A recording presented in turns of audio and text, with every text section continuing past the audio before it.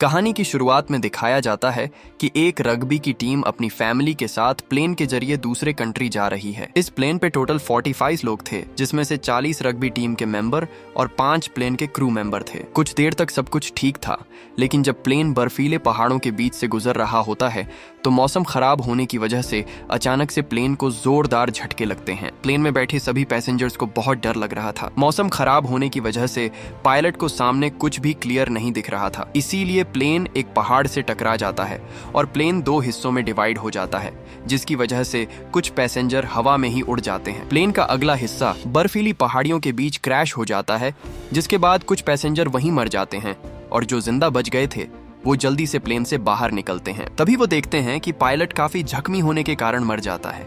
रात को बहुत ज्यादा ठंड होने के कारण सभी पैसेंजर्स कांप रहे थे। इस इंसिडेंट की वजह से सभी सदमे में थे। कुछ तो वहीं पर ही रोने लगते हैं, लेकिन बाकी पैसेंजर्स उन्हें हौसला देते हैं।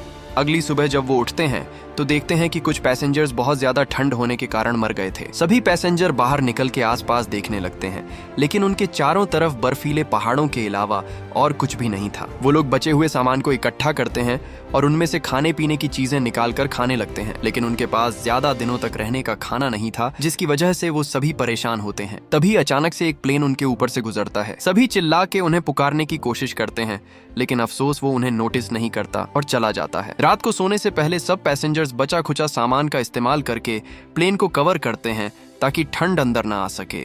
सुबह उस प्लेन का एक पैसेंजर नांडो, जो जब से प्लेन क्रैश हुआ था तब से बेहोश पड़ा था, अब होश में आता है। वो काफी जख्मी होता है। होश में आने के बाद वो सबसे पहले पूछता है कि ये प्लेन कैसे क्रैश हुआ, तो वो उसे बताते हैं कि ये प्लेन पहाड़ से टकरा गया था और हम यहाँ 3 दिन से हैं। और फिर वो अपनी बहन और माँ के बारे में पूछता है, तो वो उसे बताते हैं कि तुम्हारी बहन तो जिंदा है, मगर तुम्हारी माँ अब इस दुनिया में नहीं रही। ये सुनकर वो तुरंत जाकर अपनी बहन से गले मिलता है। अगले दिन वो सभी बैग्स कलेक्ट करके एक क्रॉस का निशान बनाते हैं, ताकि अगर कोई प्लेन उनके ऊपर से गुजरे तो उन्हें पता चल सके। थोड़ी देर बाद उनके ऊपर से फिर एक प्लेन गुजरता है और सभी चिल्ला के उन्हें पुकारने की कोशिश करते हैं। उन्हें लगता है कि उस प्लेन ने हमें देख लिया है और अब वो हमें बचाने आएंगे, लेकिन बदकिस्मती से वो प्लेन भी उन्हें नोटिस नहीं करता और सबकी उम्मीद बिल्कुल टूट जाती है। सीन कट होता है और अगले सीन में हम देखते हैं कि अब उन्हें यहाँ 6 दिन हो चुके हैं और अब तक कोई रेस्क्यू टीम उन्हें लेने के लिए नहीं आई है। सभी पैसेंजर्स का भूख से बुरा हाल था। कुछ पैसेंजर्स तो अपने जख्मों से जमा हुआ खून निकाल के खाने लगते हैं। अगले दिन उस प्लेन का एक पैसेंजर दूसरे पैसेंजर से कहता है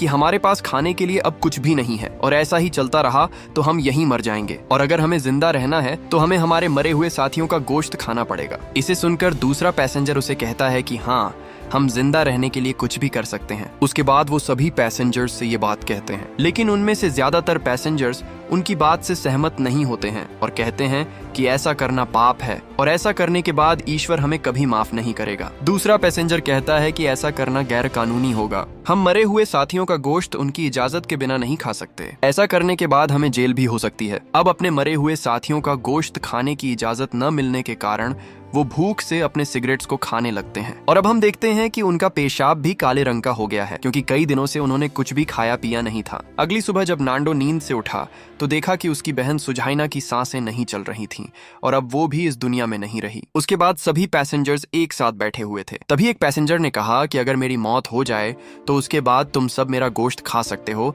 ताकि तुम सब जिंदा रह सको। और उसके साथ ही वो उनको एक शीशे का टुकड़ा भी देता है ताकि मरने के बाद वो उसे काट सके। उसके बाद 4 पैसेंजर उसी शीशे के टुकड़े को लेकर बाहर उनके मरे हुए साथियों की लाशों को काटकर उनका गोश्त खाने लगते हैं और अब बाकी पैसेंजर्स का भी भूख से बुरा हाल था। इस वजह से धीरे धीरे एक एक करके सब बाहर जाकर उनके साथ गोश्त खाने लगते हैं, सिवाय उन 5 पैसेंजर्स के। अगले दिन एक पैसेंजर को प्लेन के पिछले हिस्से से एक टूल बॉक्स मिलता है जिसमें एक रेडियो होता है। वो तुरंत उस रेडियो को चलाते हैं और उसके बाद उस पर जो खबर सुनाई देती है उसे सुनकर सभी चीख चीख कर रोने लगते हैं। दरअसल उस रेडियो पर बताया जा रहा था कि उन्हें ढूंढने के लिए एक रेस्क्यू टीम भेजी गई थी, लेकिन वो उन्हें ढूंढ नहीं पाई, जिसके बाद वो उन्हें ढूंढना बंद कर देते हैं और कहते हैं कि अगले साल शुरुआत में रेस्क्यू मिशन जारी करेंगे जब पहाड़ों पर से बर्फ पिघल जाएगी। अब उनकी हिम्मत और उम्मीद दोनों पूरी तरह से टूट चुकी थीं और अब वो समझ जाते हैं कि अब वो रेस्क्यू टीम का इंतजार नहीं करेंगे, बल्कि वो खुद वहां से निकलने की कोशिश करेंगे। इसके बाद जिन लोगों ने उस दिन अपने मरे हुए साथियों का गोश्त नहीं खाया था, अब वो भी खाने का फैसला करते हैं। अगले दिन उनमें से कुछ पैसेंजर्स प्लेन का पिछला हिस्सा ढूंढने के लिए पहाड़ियों के पीछे जा रहे थे, क्योंकि उस हिस्से में एक बैटरी रखी हुई थी जिसे वो रेडियो से कनेक्ट करके अपने लोगों से कांटेक्ट कर सकते थे। लेकिन काफी समय तक चलने के बाद भी उन्हें प्लेन का पिछला हिस्सा नहीं मिल पाया। लेकिन वहां उन्हें उनके साथियों की लाशें मिलती हैं जो प्लेन के 2 टुकड़े होने के बाद गिर गई थीं। अब वो सब वापस प्लेन की ओर जाने लगते हैं, लेकिन सूरज ढल गया था और काफी अंधेरा होने के कारण वो वहीं सो जाते हैं। पूरी रात वो ठंड की वजह से कांपते रहते हैं। अगली सुबह जब उठे तो उनके जिस्म बर्फ में जमे हुए थे। वो तुरंत वहां से निकलकर वापस प्लेन की ओर जाते हैं। वापस आकर सभी उनसे पूछते हैं कि तुम्हें वहां क्या दिखा, क्या वहां कोई गांव या बस्ती थी? जिसके जवाब में वो कहते हैं कि नहीं, वहां चारों तरफ सिर्फ बर्फीले पहाड़ थे। फिर वो पैसेंजर उन्हें बताता है कि वेस्ट की पहाड़ियों के पीछे चिल्ली देश है और हमें वहीं जाना है। उसी रात जब सब पैसेंजर्स एक साथ बैठकर हंसी मजाक कर रहे थे, तभी अचानक से एक बर्फ का ग्लेशियर उनके प्लेन पर तेजी से गिरता है, जिसके बाद सब बर्फ में धंस जाते हैं। कुछ पैसेंजर्स वहां से निकल जाते हैं, लेकिन काफी पैसेंजर्स की उसी वक्त मौत हो जाती है। बचे खुचे पैसेंजर्स वहीं सो जाते हैं। अगली सुबह वो काफी देर तक प्लेन में ही बैठे रहते हैं, क्योंकि उनका प्लेन भी बर्फीले ग्लेशियर गिरने के बाद बर्फ में धंस चुका था और उनका वहां से निकलना काफी मुश्किल था। काफी देर बैठने के बाद उनमें से एक पैसेंजर प्लेन के शीशे को तोड़कर वहां से निकल जाता है और उसके बाद एक एक करके सभी पैसेंजर्स वहां से निकल जाते हैं और खुशी से खेलने लगते हैं। अगले दिन हम देखते हैं कि एक पैसेंजर की हालत बहुत खराब है और देखते ही देखते वो वहीं मर जाता है। अगले दिन उन पैसेंजर्स में से 4 पैसेंजर्स मोटे कपड़े पहनकर उस दिशा में जाते हैं जहां अर्जेंटीना है। काफी देर चलने के बाद उनमें से एक पैसेंजर चलते चलते गिर जाता है। उसके पैर पर गहरे जख्म थे, जिसकी वजह से वो आगे नहीं बढ़ सकता था और वो वहीं से वापस प्लेन की ओर चला जाता है। वहां जाने के बाद हम देखते हैं कि एक और पैसेंजर अब इस दुनिया में नहीं रहा। इसके बाद हम देखते हैं कि अब जो 3 पैसेंजर्स अर्जेंटीना की तरफ जा रहे थे, उन्हें उस प्लेन का पिछला हिस्सा मिल जाता है जो क्रैश के समय प्लेन से अलग हो गया था। वहां उन्हें वो बैटरी मिल जाती है जिसे वो रेडियो को कनेक्ट करके अपने लोगों से कांटेक्ट कर सकते थे। साथ ही वहां उन्हें कुछ कपड़े और खाने पीने की कुछ चीजें भी मिलती हैं। वो रेडियो को लेकर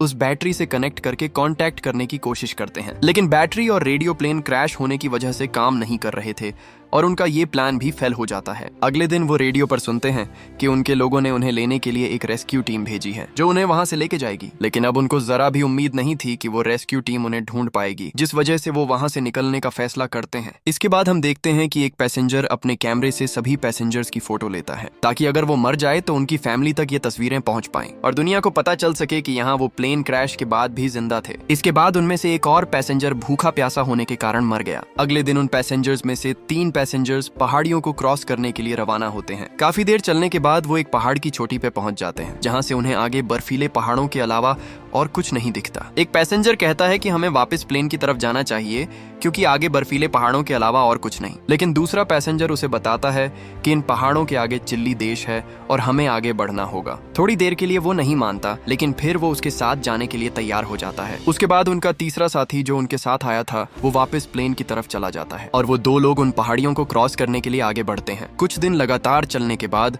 वो आखिरकार बर्फीले इलाके से निकल जाते हैं और सूरज ढलने के कारण वहीं सो जाते हैं। अगले दिन उन्हें एक झील बहती हुई मिलती है जिसमें से वो पानी पीकर अपनी प्यास बुझाते हैं। तभी उनमें से एक पैसेंजर देखता है कि झील के उस पार घोड़े पर सवार एक बंदा उन्हें देख रहा है, जिसे देखकर तो मानो उनकी खुशी का कोई ठिकाना ही नहीं था। वो बंदा उन्हें अपने घर लेके जाता है और खाना खिलाता है, जिसे वो बहुत खुशी से खाते हैं। उसके बाद वो अपने लोगों से कांटेक्ट करता है और वो जल्दी उसे हेलीकॉप्टर में बिठाकर बचे हुए पैसेंजर्स को लेने के लिए जाते हैं। फिर हम देखते हैं कि वो पैसेंजर्स अभी उस प्लेन के पास बैठे थे। अचानक से उनके वहां हेलीकॉप्टर्स आ जाते हैं, जिन्हें देखकर वो खुशी से नाचने लगते हैं। वो हेलीकॉप्टर्स उन्हें अपने देश लेके जाता है। वहां पहुंचने के बाद हम देखते हैं उन्हें देखने के लिए काफी भीड़ इकट्ठा हुई है। इसके बाद सभी पैसेंजर्स अपनी फैमिली से मिलते हैं और इसी के साथ ये मूवी भी खत्म हो जाती है।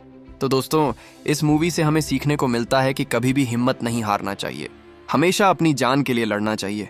उम्मीद है कि आपको ये वीडियो जरूर पसंद आई होगी। अगर आई हो तो लाइक जरूर कर देना। साथ ही हमारे चैनल को सब्सक्राइब भी जरूर कीजिएगा ताकि हम ऐसी ही एंटरटेनिंग वीडियो आप तक पहुंचा सकें। मिलते हैं अगली वीडियो में, तब तक के लिए गुड बाय।